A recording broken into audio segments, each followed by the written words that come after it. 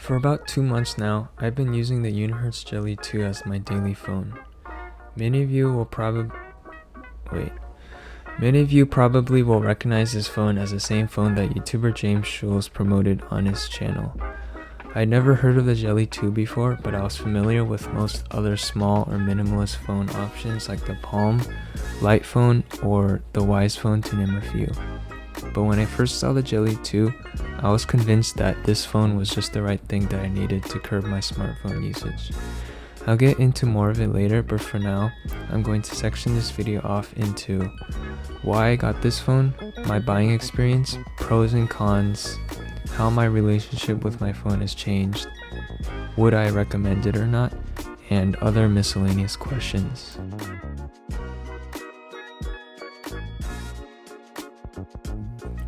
At some point, I decided that I wanted to change phones because my phone usage was growing at an unhealthy rate. I knew my relationship with my phone was unhealthy, but I lacked the initiative to change. I knew the basics, that you should turn off the screen time features that most smartphones have, set limits and boundaries on when and where you use your phone, and replace the extra time with something else so you wouldn't default back to your phone out of boredom. But I tried all of these with varying levels of commitment, and my problem was never solved. I often wondered how my life would have been different if I did not grow up using a smartphone for the past several years. The internet produces a lot of trash on a daily basis that we have no use for, and I had voluntarily consumed so much of it that I could see how my behavior and mentals had changed because of it. I was less interested in things I used to find interest in.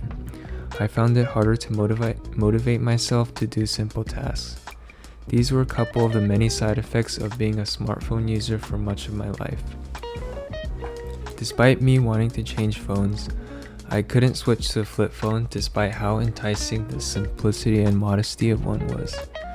I needed certain apps and features for school and work, but like mentioned before, when I first saw the Jelly 2, I was convinced that this phone was the Goldilocks middle ground that I had needed. Not too basic, but not as enticing to use as an iPhone or smartphone. It had all the features of a smartphone, Android 10, a decent camera, and all the other apps available through the Google Play Store. But it was all compacted into a 3-inch screen and a tiny overall package. This compactness would make it less desirable to scroll endlessly, but if I really needed a feature like Google Pay or Venmo, I could have access to it. So what did I do? After a few months of thinking and convincing my parents, I finally ordered it at the start of my spring semester, and after a week or so, it arrived.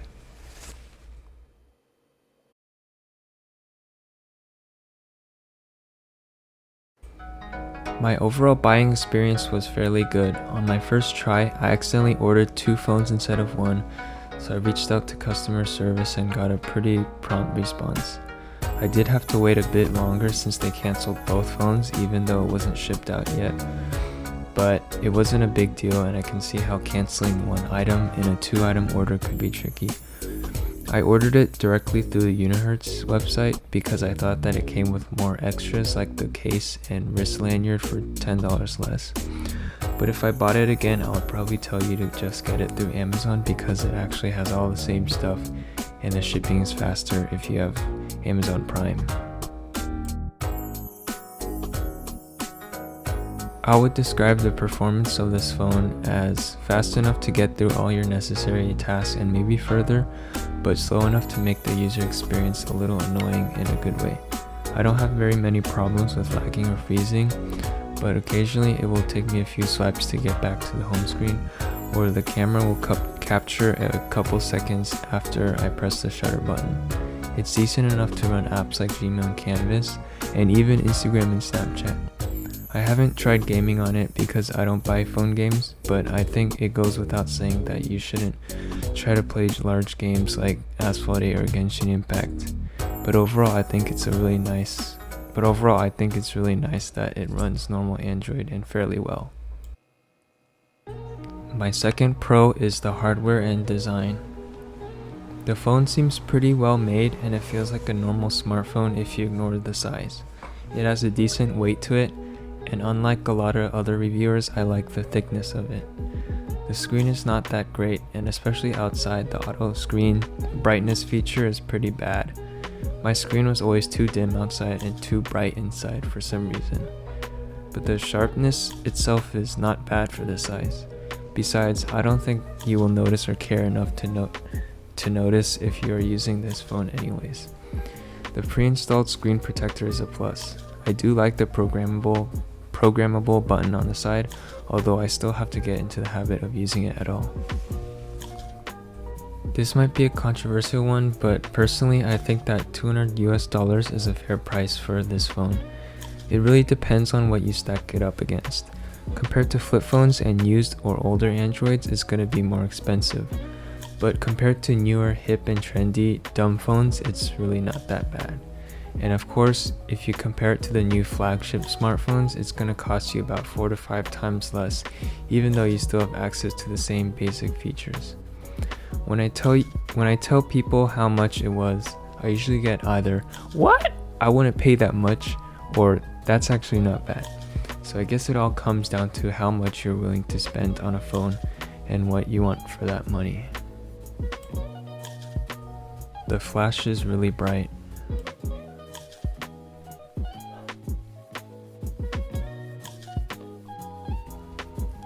Most of my cons are just nitpicky things. I'll start with the camera since that's the most broad thing, but other than the camera, there aren't too many big things, to be honest. The camera's pretty subpar. It's supposed to have 16 megapixels, which is actually more than the iPhone 13, but the images are nowhere close to the iPhone's. When you hold it still enough to get a clear photo, it's pretty decent, but the stabilization or shutter speed, I don't know which, is pretty bad, so the images come out blurry a lot. Another thing to mention is that you might find your fingers in a lot of the photos just because of how small the phone is. Now on to the nitpicky things. I noticed that if you're listening to music or anything on headphones, there are 2 volume levels near the bottom that are way too far apart. Sometimes I listen to music when I'm falling asleep, and one notch is too loud, but if I turn it down, it goes way too low. I do wish that there were physical buttons instead of touch ones for home screen, back, and multitasking. I pretty much never use the home button, and the other 2 buttons are kind of picky on where you touch them to work.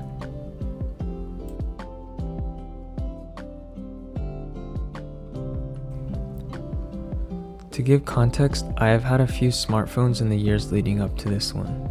My first phone was an iPhone 5, and then I upgraded to an iPhone 6, and after breaking that one, I downgraded to a flip phone for a few months. Then I went back to an iPhone 6. After that was an LG G6, and then a Google Pixel 3, and then finally the iPhone SE 2020, my most recent phone. My screen time on my most recent iPhone was usually between 3.5 to 5.5 hours, usually around 4. Currently, my screen time hovers around an hour and a half. It's still much more than actually necessary, but I'm happy with the progress I've made, and it's much easier to resist the urge to reach for my phone when I'm bored.